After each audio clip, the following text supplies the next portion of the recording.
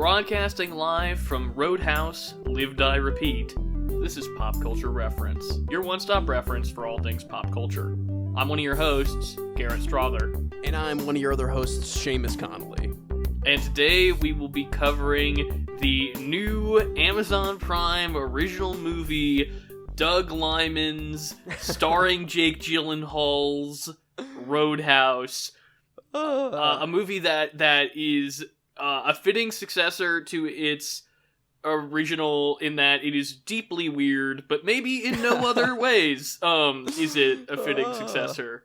But first, we have to acknowledge the passing of prolific, legendary character actor Emmet Walsh. Seamus, I know you have a little bit less familiarity with him than I do, but I still think that you have some roles that stand out to you with Walsh. Whenever I see his face, I go straight to his one episode of Frasier that he did playing Marty's mean boss, who he eventually bonds with by the end of the episode by locking Frasier and Niles in a broom closet. He's great in that. Love him there. But I mean, of course, also he's the like Blade Runner police chief in the weird Blade Runner office in Blade Runner. He's great there. You know, he made an appearance in Knives Out, of course, which is probably the most recent thing that I saw him in. And he was actually a last-minute addition to Knives Out. Oh, wow. I'm trying to remember some other legendary character actor was supposed to be that role, and then that guy died, and then Emmet Walsh came in. Well, I mean, I genuinely, the train conductor Coleman in Wild Wild West, absolutely hilarious. Just like walking it. I know that movie gets a lot of flack, but it is top 3 greatest pieces of cinema of all time. I'm going to have to say it to you, Garrett. And that is in no small part to Emmet Walsh, of course. Well, that sounds like an objective fact that you just passed on. Yeah, that's out of the straight out of the movies encyclopedia. That's right up there with like Gone with the Wind and other examples, you know. Film studies degree at work.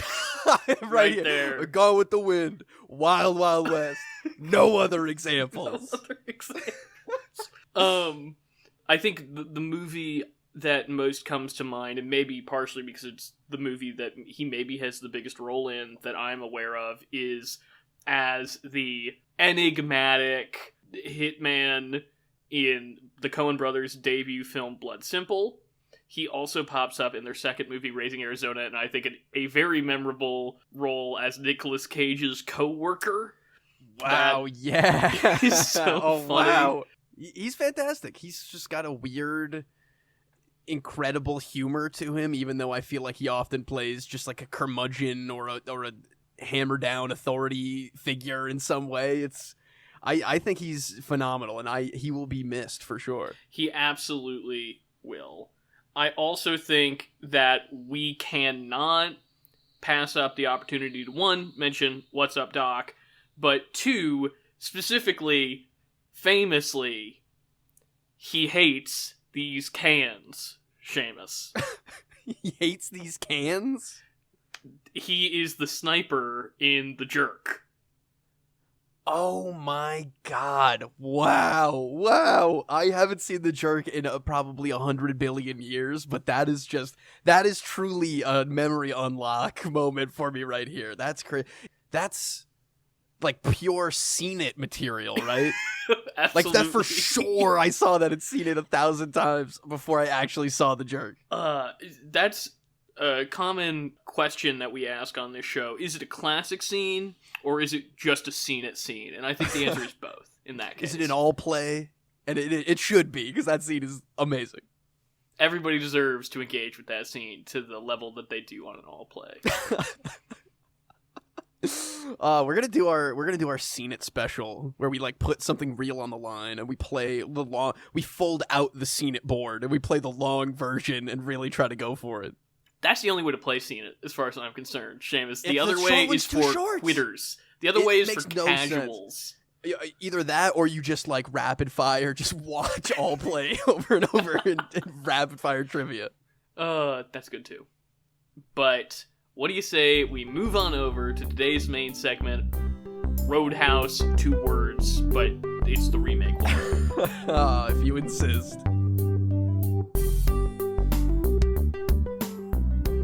For today's main segment, we are talking about the brand new Doug Liman's Roadhouse remake starring Jake Gyllenhaal. I want to take his road house. Oh, I wish I would watch. I would watch Face Off any given day. Garrett, this is not an exaggeration. I don't think I'll ever watch this movie ever again. I don't think it will ever come up on the rotation. Even if someone's like, we're watching real Roadhouse, and someone's like, oh, they remade this with Jake Gyllenhaal, I'll be like, just don't bother. Just do not even bother. I am a little bit softer on this than you are. I didn't love it.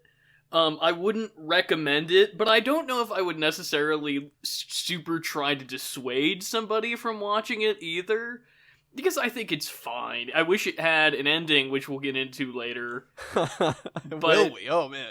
I alluded to this up top, that it is a deeply weird movie in a way that is not at all similar to the fact that the first Roadhouse is a deeply weird movie, and I think that you would be less inclined to stomp on this movie, which I respect your right to do, were it not trying to be a Roadhouse remake. And that's, this movie should have been called Bar Fight or something, maybe. And it's not like I watched Roadhouse 2 weeks ago for the first time. I have no lasting nostalgic true love for Roadhouse. I loved that it was so weird and fun to watch, but like, it's not as big of a legacy here. I just went into this, I knew I had to watch it at some point for this episode, and I kind of just casually put it on with like zero expectations, and then the credits rolled and I was pissed. I just sat there alone and I was just like, what the hell is even this? I don't know. I'm stammering now because I've just been boiling over since I watched this. I don't know why I have such a visceral reaction compared to you, but maybe it's Conor McGregor's smug face and walk. Maybe it's the fact that my home dog from Game Night just doesn't even really get a crescendo that he deserves. I don't know. I'm very anti Roadhouse 2024. My big take is that they needed to let both Jake Gyllenhaal and Billy Magnuson go crazier in this movie. They held them back too much. And that, I think, Liman's good taste continually gets in the way of this movie. That if it were stupider, if he let it be stupider, and Doug Liman, we've talked about his movies a lot recently, Mr. and Mrs. Smith, Edge of Tomorrow, both great action movies. Well, not great, maybe. One great action movie, one and a half good great action movies. Yeah. I get you. That, I think his good taste in those movies is what helps make them, work as well as they do. But here, I hate to say that this should have been directed by Michael Bay. But hey, when you're right, you're right. Unfortunately or not, you are right. I think you need a little bit more scumminess to make this Roadhouse movie work, and Billy Magnuson is a guy who I love it when he shows up and stuff. I am waiting for him to get his big break. I kind of thought that No Time to Die was going to be that. I was just about to say the same thing. I thought that was his skyrocket moment, because he's fantastic in pretty much everything I've ever seen him in. And Gyllenhaal is doing the reserved half of Dalton. I think actually the thing that translates most well in this remake from the original is the character of Dalton. I really like the stark disparity between this guy who is clearly in touch with compassion and the negativity of violence and the power of his own raw anger with the hyperviolence that he then inflicts. And if Gyllenhaal were allowed to go crazier, I think the character would hit all the way around for me. Because there's a scene early on in the beginning where they play an interaction that he has very much for laughs, like with going from Zen to hyperviolent back to Zen, which we can get into more in spoilers, but I will say, and I think it could have been better played by a better actor. The one guy who they let go as crazy as everybody should have been going in this movie was Conor McGregor.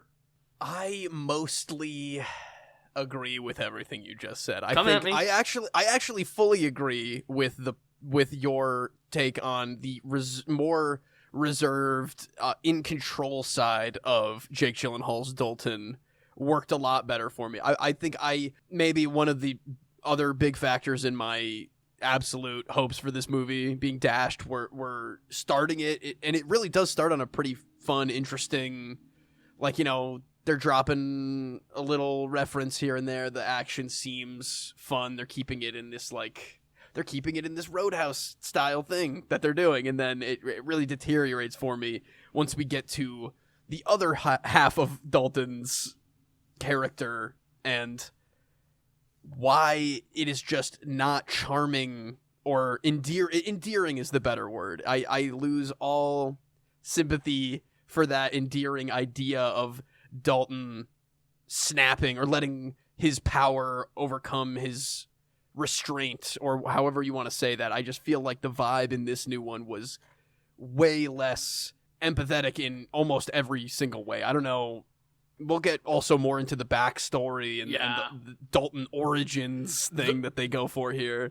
I think there are two elements there. One, that, like I already stated, I don't think it's zany enough. I think, again, this is Lyman trying to lay, like, what's, like, a more interesting... I don't want to get too into spoilers, but Lyman is kind of taking the exact note that I gave Roadhouse last week. I feel like Dalton needs a thing. I feel like Dalton needs a hobby. Yes. Okay, yeah, sure. And there it is. Like, I think I said boxing last week. We're in that ballpark is what I'll say pre-spoilers. So, I understand the impulse there to go in that direction. I just think it, again, the movie's good taste is holding it back, but then part two of that is... I don't think they do enough. The backstory is just lip service of backstory. I would love to know if there are cut scenes that go more into the backstory, but the third act of this movie leaves a lot of threads untied. And so, we'll get more into that spoiler. Some of that I think works okay, but a lot of it doesn't. Yeah. Yes, I think that I don't want to be like a complete jerk about this and say that there weren't moments that I genuinely enjoyed and thought were done well. It's not the same flavor of weird that I was hoping for. And there's a couple different flavors in a spectrum here that they could have gone for, and this one is just like completely out of left field for me. And I just feel like, as somebody who has enjoyed many Jake Gyllenhaal movies, that this one, for some reason, I just couldn't get behind him and his deal. I don't know.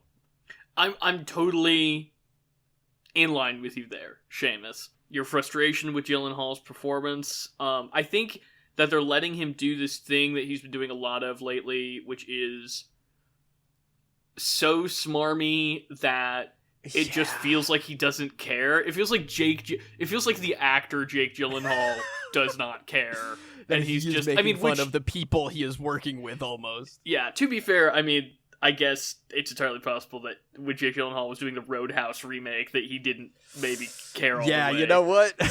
I bet he got paid so much money for this role, dude. It's doing very well on Amazon Prime, apparently. It's been the number one movie since it came out. And, I can't tell you, even before we even decided to do the first Roadhouse for this show, how bombarded I was with advertising for the Roadhouse remake. And it never looked good necessarily. It never looked bad in those I was very indifferent going into this, and like you, still managed to be disappointed. Oh, man. Goodness gracious. I don't know. I don't even know what else to say. I hear what you're saying about how crazy Conor McGregor is. Did you like him in this movie? Like, overall? I would say I respected what was going on there. Sure. I would not say Normally, in a movie like this, I think that character, I would be excited. I would be like, yes, I need them to come back on screen, please. Here, I was like, at least I know this is maybe going to be more interesting than the other scenes in this movie. I suppose. Answer me this, Garrett Strother. Would it have been better or worse if it was Dwayne "The Rock" Johnson instead of Conor McGregor? I don't know. The Rock is back to being a heel now on WWE. That's what's up, man. That's what I'm saying. So, that's a hard I question. don't. We are like cornering ourselves with being Dwayne Johnson fans. Unfortunately, No, it's not. Bit by No, bit. it's about you can talk intellectually about craft, Seamus, Sure. without being fans. I'm gonna sidestep answering that question by instead bringing up the fact that there are 3 major fast cast members up in here. There are 3?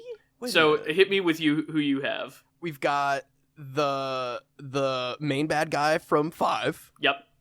My man, almost playing an interestingly similar role of authority in this. Very I will say. similar character, I think. Yeah. The lady, the main love interest lady from Fast X, right? Daniela Melchior, I Yes. think is how you say her name. And what is number 3? So the tough biker guy, the mini boss that Jake Gyllenhaal comes up against. Yeah, the first guy. That's Dom's dad, baby. Oh my god, that's incredible! Holy schmoly, that's amazing. Oh, this is so seeing the.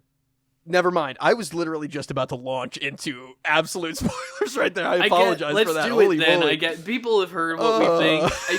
I will not stop you from watching this movie. Seamus will. I will absolutely recommend you 100 other movies before you watch this Listen, one, I agree with that, but do I think it's a total waste of 2 hours? Do I think it's stupid popcorn streaming fluff that I would rather you watch this than like 90% of Netflix original movies? That's not a fair metric, Garrett. That is absolutely hitting this below is, the but belt this with the is Netflix exactly originals. what Netflix movies are trying. This is exactly guess. what Red Notice is supposed to be, or The Gray Man is supposed to be, or whatever. I guess. I just, if you're gonna remake something, anything, not even like a beloved classic that I am not even in the pool of people who hold it as a beloved classic, just do something instead of nothing. And I feel like this movie was more nothing than something. I agree, and especially when we get to the end in spoilers. So let's call them. Let's call spoilers. Did you think that there was going to be a showdown at the tree on the road? 'Cause Yes! I sure did. Are you absolutely kidding me with How? this old Fred tree setup? They're on boats in the third act out around the interstate. We see Conor McGregor climbing a ladder out in the middle of the ocean. I don't understand. Blows my mind. I don't understand what the thematic image. I tried. I sat there after the movie and tried to engage with the thematic imagery, which this movie is very transparent about what it's about. I think to an annoying degree. The fact that in the first 10 minutes they were like, it's like a Western. I'm like, oh boy. Let's okay. read the back of a Western novel With and name it Wade. which has both. They say something like the double X or something. Yeah. Oh yeah. And the guy. Yeah. And you just said the guy's name's Wade, right? Yes. Oh yeah. Yes, And I mean, so- the place. If we're just throwing it out there, the restaurant next to the bookstore is called the Double Deuce. Why So was let's the just- bar not called the Double Deuce? Why is was what it I would called like the to know. Roadhouse? That's a great question. It makes Why no are- damn sense. Why are they doing this weird joke about Roadhouse, 2 words? One of our proposed broadcasting locations was, what are we, some kind of Some kind of roadhouse? And roadhouse. truly, that's how that conversation Oh, felt my to me. Lord. I mean, saddle that conversation right next to the also absolutely open-ended setup of this is my family's legacy business in this area, and then you're like, oh, The Town. They're doing The Town from Roadhouse, and then they just absolutely don't. How do they set up so many things that they're too inept? I'm not going to say stupid. That's mean to Doug Liman, who is a good director. He is. We know that. We've said that recently. But how are they too inept to follow through on all of those third act setups? I mean, my favorite part of this whole movie, and I think you're going to agree with me when I say this, is Mo, the motorcycle henchman guy. Oh yeah. Yeah. He is great. Him and his gang, that's when it felt, that's like the first 45 minutes when I was like, all right, it's Roadhouse, great. But he's so funny, walking around with his broken arm the whole movie. And, like, I mean, truly, give me the Mo movie. I want to see, like, I want the Marvel one-shot on Amazon Prime that's Mo's adventures after he leaves this movie.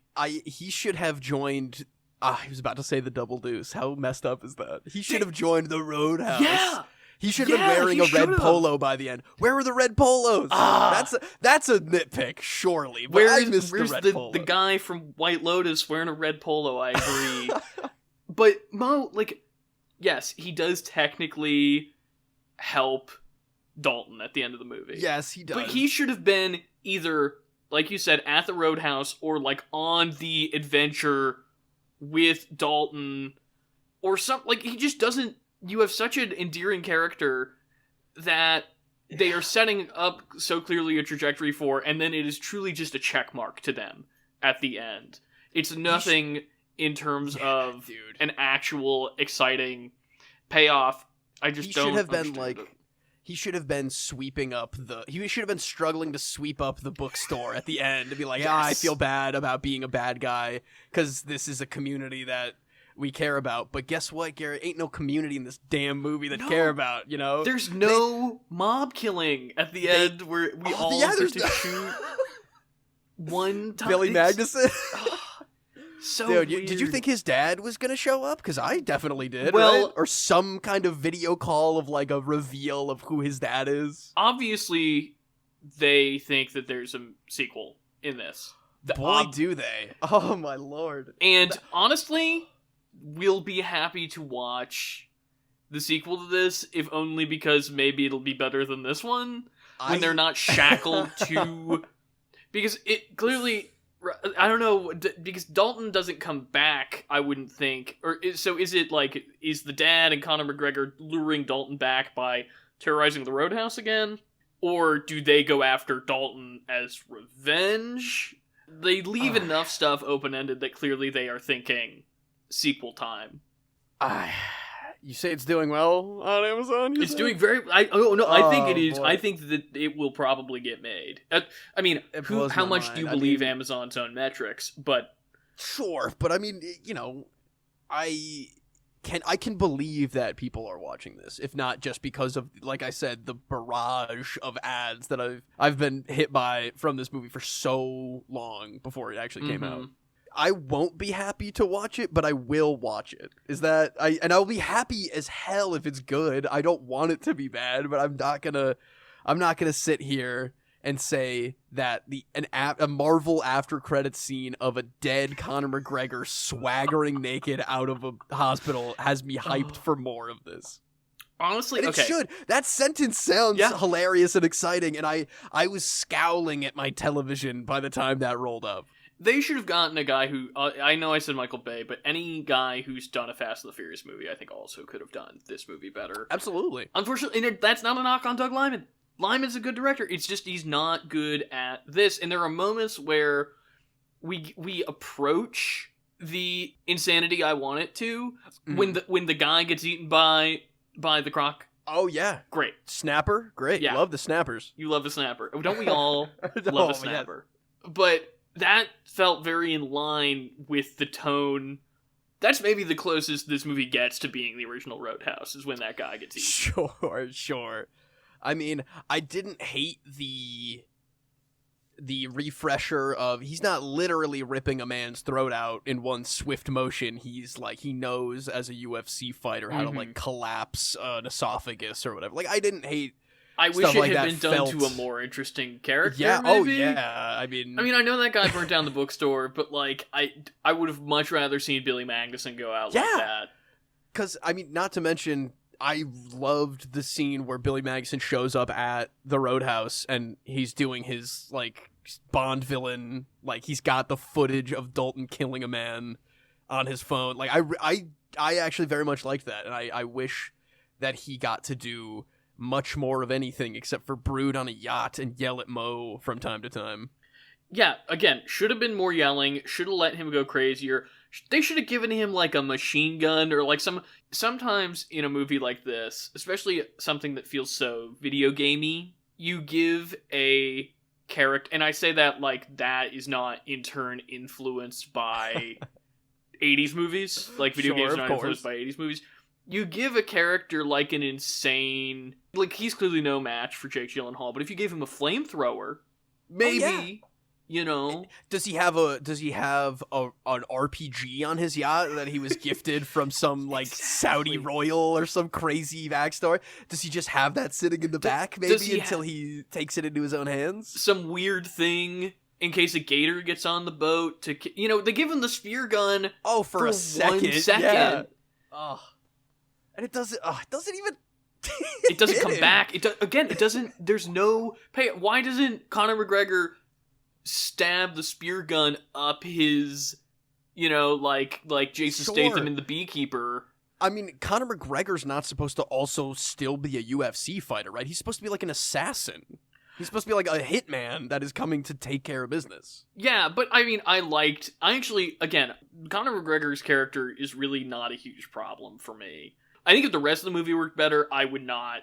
I think we'd be going Conor McGregor is maybe the weak point, ideally. But as the movie currently stands, he is in the pro column currently for me. I would have agreed with you more if not for the unceremonious killing of Mr. Magnuson in the middle of anything that was about to maybe have a Mexican standoff style showdown in the Roadhouse between all three of them. Yeah, I feel like that's a real good, the bad, and the ugly right there. It would have been if he got to pull out his jewel encrusted saber that he's had the whole movie or whatever, because you got the two strong guys and then the third guy who's like got a weapon. I don't know, man. A thing that got burned on a bad movie that I wish they would use in a good movie is Christoph Waltz has a gun that has 2 barrels in it, in like a pistol that has 2 barrels that are like making a V in that bad Seth Rogen Green Hornet. Whoa, really? That's rad. I never saw that bad movie. So that would be perfect for your Mexican standoff, where he could have them both in his sights with one gun. Oh, dude.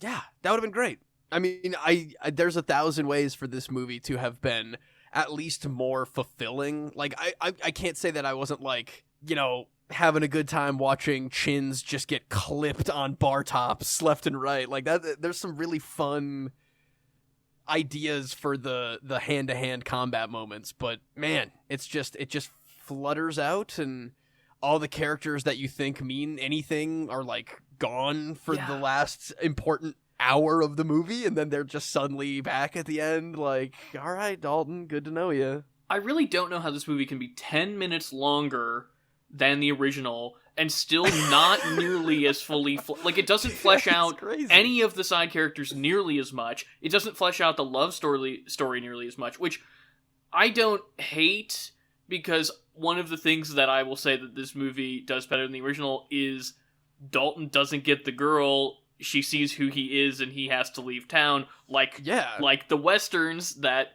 this movie is very, very transparent about being influenced by, which again, like, should be a good thing because the first one is so clearly influenced by Westerns, but it just doesn't work. The love story would have been fine with me if there had just been one good love scene. And I don't mean like sex scene necessarily, but like one real scene where we see the intimate connection between those characters. They just need, I think, one more part, and it would have worked a little bit better, because going out, sitting on the sandbar isn't quite cutting it for me. No, that's not that even that type of scene. That was the scene where they are finally seeing like eye to eye. That's the dam breaking and they kiss, but then you need the thing after that to show that they actually aren't just making out on the sandbar, you know? Yeah. Which I think the first Roadhouse does a very good job of, and I don't get it. I don't there's so many scenes that are at the beginning of this movie verbatim from the original. You have the him getting his stomach stapled scene, except he doesn't take that's a weird alteration, I guess. But you have his coworker bringing him breakfast at his non-traditional living place. Yeah. You'd think any of that would matter in the idea, like in the writing of this movie. And I know I looked it up and there's like, they've been writing and rewriting the Roadhouse remake since 2013. And when like Ronda Rousey was supposed to be Dalton. Okay, let me ask you a question, Seamus. Would you rather have you seen the Ronda Rousey version of this movie? Be honest with me. That's also a wonderful question. Can I sidestep it like you sidestepped my rock absolutely. question? You are permitted to, yes. Oh, Lord. We each get one. Dalton. My client has no comment. Yeah, that is I mean, maybe if it mattered at all. I feel like at least if Ronda Rousey was cast as a gender swap Dalton, that would mean that they had to do something with it. This is just like, what if Dalton was Jake Gyllenhaal? And that's not enough for me to be invested in Dalton here. You mentioned bringing this movie to remake court. Yeah. It's a concept I am very amused by, and I think should have an official segment on this show. I've been really thinking about this for a long time, since the pop quiz days. Pop quiz. That was a very good rendition of the pop quiz theme. That's my alarm for waking up. What do you mean? That's like how I start my day.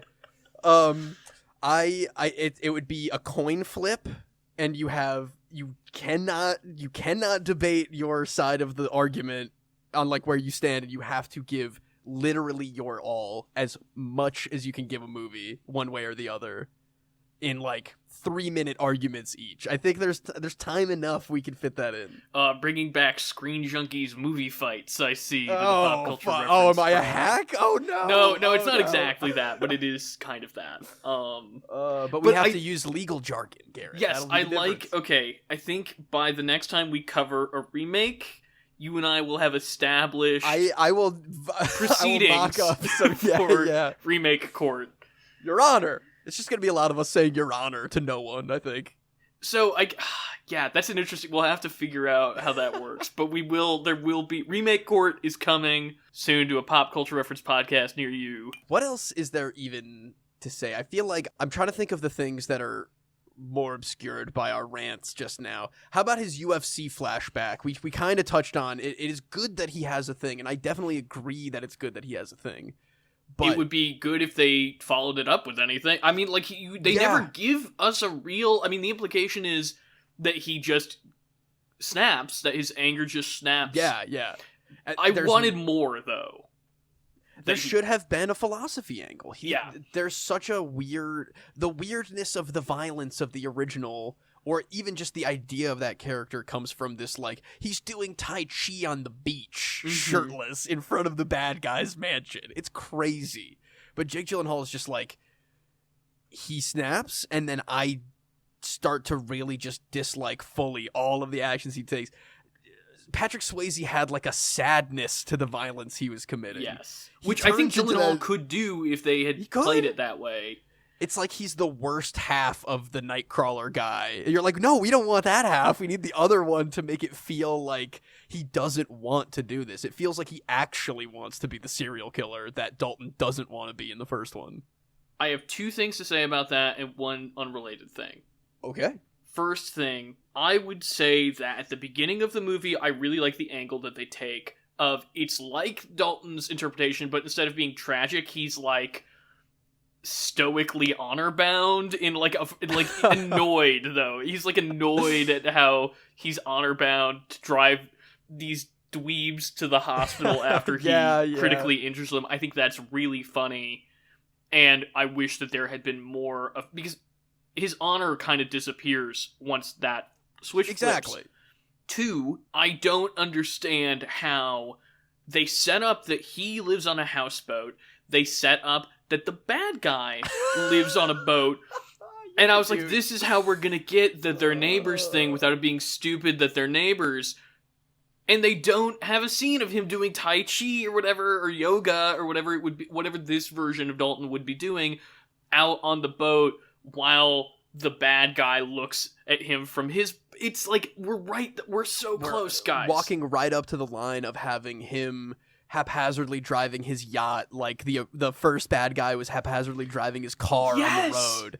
They almost do that a couple times in the new one too, but that it wouldn't make sense the way that they were doing it, and then they don't even follow through anyway. It's if people wrote this movie for 10 years, how come you and I didn't get a crack at it? What's the deal with that? That's what I'm saying. We're doing this in like a...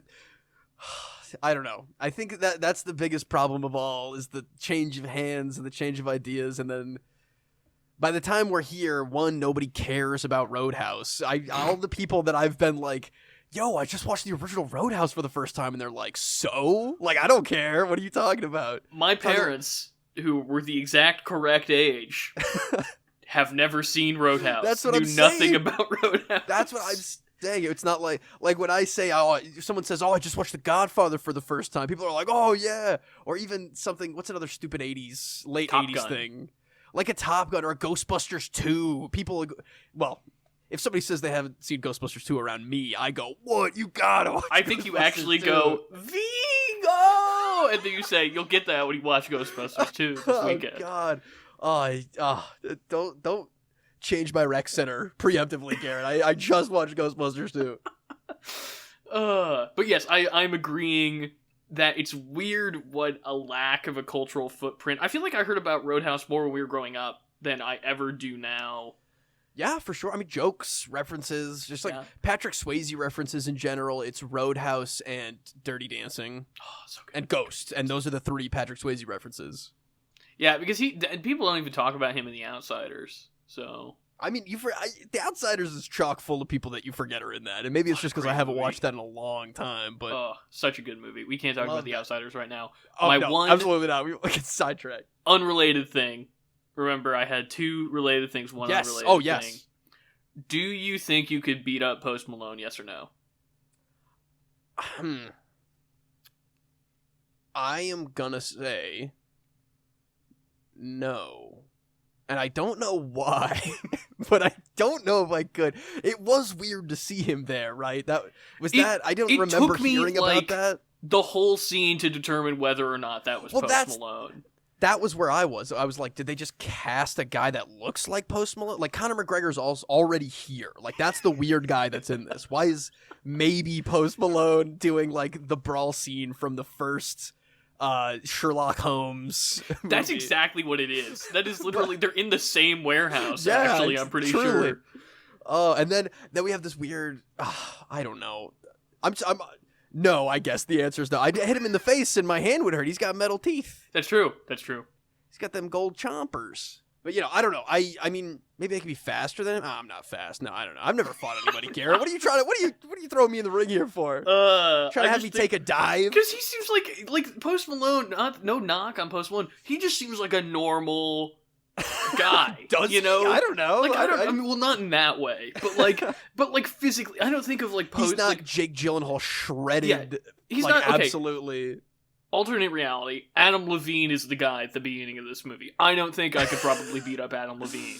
No, I don't think so either. I don't even know what he looks like right now, but I can guarantee he's more fit than I am. They say, well, he's always got his shirt off. He's always got that. Yeah, it is part pack. of his brand. Yeah, he has to keep it up. And people love to say that his tattoos look like a Chipotle bag on his chest. What are they of? What? I don't look it up. This is not. I'm not here to educate you about Adam Levine, Seamus. This week's pop culture reference is Adam Levine's Chipotle tattoos. But nonsense. Like Post Malone, he just seems like he looks sluggish. Being fit is not part of his brand. Like exactly. Yeah, but also like I feel like a guy like that would just be throwing haymakers. Is that fair to say? Like I don't know. He's not boxing like Jake Gyllenhaal is in this movie. He's like going off. That's okay. Here's my difference. He seems more like a kind of guy I wouldn't want to get in a bar fight with than a ring with. I feel like I'd be less scared of him in the ring than in a bar fight. Yes, but that wasn't like a boxing ring. That was like a back alley bare knuckle brawl fight. Fair. You know, he was drawing much blood, knocking out many teeth. That's true. That giant guy. Oh man, no big guy in this one on either team either. Weird again. Weird. And as much as I'm the guy from the handsome young bouncer guy from White Lotus. Yeah. Why is he not doing more in this movie? I know that actor's dude. name. I really should know that actor. Why is he not Jake Gyllenhaal's little best friend who he's like teaching how to run the roadhouse when he leaves at the end? You know, like and the lady bartender who brings him breakfast. Why isn't she doing literally anything? You mean her last scene in the movie when she brings him breakfast? Oh, dude! Not to mention Book Girl's last scene in the movie, which is like 30 minutes in until she's taken off screen to the hospital, not to return until the last scene. So they should have just cut the bookstore. Like they couldn't cut the bookstore because it's the whole relationship to the town. It's the only piece of community that even makes any kind of attempt in this movie. But the bookstore makes no sense. Like, nothing pays off with the bookstore other than it's what drives him into a murderous rage. And that's okay. I was thinking a lot about the beekeeper, unfortunately. Also, maybe fortunately, during that moment of what constitutes a reasonable John Wick response, you know? Like, is having your elderly neighbor scammed and driven to commit suicide, is that worth? I think that's worth it for the beekeeper. I think that makes a lot of sense. He talked to those people twice. The dad also doesn't show up again until they reveal that he left them the money for some reason. I guess I'm into this. It's actually, I think it is tying back to he's honor bound. They showed him a kindness. He must in turn. I don't think it's executed particularly well. There's another movie that I was desperately trying to come up with that it ends with like the hero riding out of town and then the little people that he helped opening up a bag and it's full of cash. You'll think of it and then you'll maybe mention I'm thinking it of next like week. Uncharted 4 or something. Weird. Where they're just like pockets full of gold. You have walked us up to something that I've been saving till the end of our discussion, and I believe we have reached it. Please, lay it on me. This movie is worse because it is Roadhouse by way of John Wick. Yes. Agreed. I think that end of argument. I think that is absolutely fair. I think it is a messy attempt at many, many things, and they should have at least had a weird attempt at one thing. Yes. We have said our piece about I think so. This movie, and we will never speak of it again, probably. Until it is brought up, it'll appeal in remake court, and we'll have to bring it to the Supreme Remake Court and rule on it from there. By getting a sequel that constitutes an appeal. Oh, wow. There it is. Okay, that's Amazon's appeal. Class action Roadhouse case against or for. I would honestly, if I lost that coin flip and I had to be pro Roadhouse remake, I would give it my all. I would not let it go. Well, that's because you're a man who respects the system. The Hippocratic Oath? No, that's doctors. What do lawyers have to do? Lawyers have to do something. The Constitution or whatever, probably. They signed a thing. The bar something. We're lawyers. The Roadhouse bar. The Double Deuce bar. The Double Deuce is bar. What we are passing in order to get to represent in remake court. Oh God, what is the next remake that would potentially be up here? I don't know if there's a lot of big ones that are give coming. Me a second. Because Godzilla is long past. Technically, The Fall Guy is a remake of a show. Oh, that's true. That is true. But I'm not watching a full show probably for that. No, Twisters is a sequel. Yeah, Beetlejuice is a sequel. True. Which they are really calling their shot with that title. Jeez. The Wolfman is more of a character pastiche than a remake. Huh. Gladiator 2. Nosferatu. Okay, I've never seen the original, but I think I have the Blu-ray on my shelf actually. That'll be an interesting. That'll be a weird 110 years removed remake court. That'll be the most interesting, I think. But for now, this remake, in my eyes, is guilty. I pounded my gavel and no sound came out. You'll add in like a kicking noise twice, like a gavel. But it's actually a sound effect from the original Roadhouse of Patrick Swayze kicking it out. All right, let's get out of here. But also kind of not. For today's pop culture reference, we're going to be talking about the use of CGI in the new Roadhouse. While the original Patrick Swayze Roadhouse has been praised for its action realism both on and off this podcast, the recent Roadhouse remake starring Jake Gyllenhaal has garnered much criticism over its use of CGI in action sequences. Last week, on our pop culture reference, we brought up the promising facts behind the athleticism and fighting experience of co-stars Jake Gyllenhaal and Conor McGregor. And while they did in fact shoot many of their own combat sequences with each other, the heavy reliance on CGI touch-ups does little to highlight their own respective talents on screen. The actual process, called a multipass, involves replacing the actors with fully CGI doubles during moments of impact in action sequences. This can last for as little as a few frames, but ultimately informs the way the fights are choreographed, shot, and edited. Other elements of realism, like shooting for the Caribbean locale in the Dominican Republic, and having Dalton's UFC flashbacks shot at a real UFC event, seem to conflict directly with the explosion, blood, and general fighting effects that are used so heavily throughout the film. Famed UK martial artist and actor Scott Adkins has criticized this recent remake, comparing it to other works of modern action like John Wick 4 that made a point to use as little CGI as possible in hand-to-hand fights, and inevitably bringing up the magic behind Swayze's original portrayal of Dalton without the aid of computer effects. Of course, the CGI touch-ups create a much safer performing environment for actors to execute stage fighting scenes and allow filmmakers to choreograph much more intricate action elements, but in a film that has a legacy of practical effects and on-screen realism, the efforts ultimately work against the dwindling charm of the Roadhouse remake.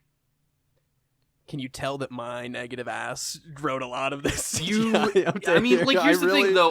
We didn't talk about this a ton during the main segment, partially because I knew that this was coming. I don't think that this specific kind of action is necessarily completely out of place.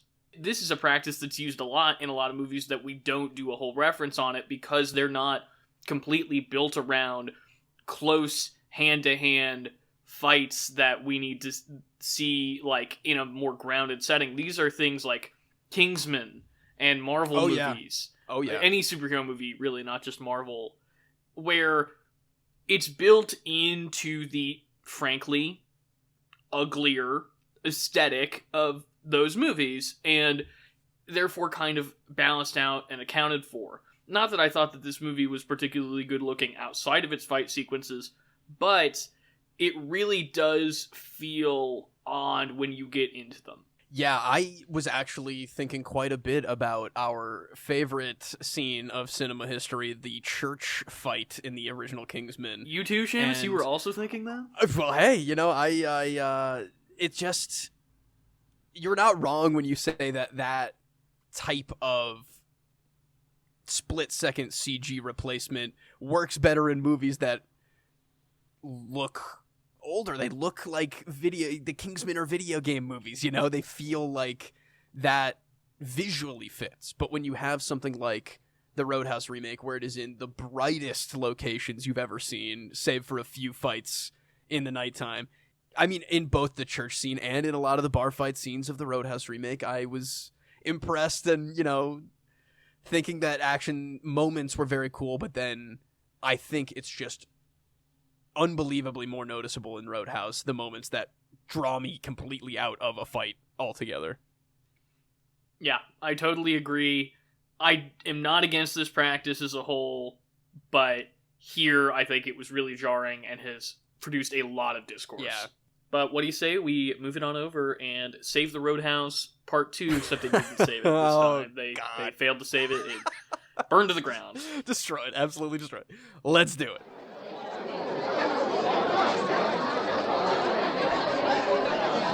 Save the Rec Center!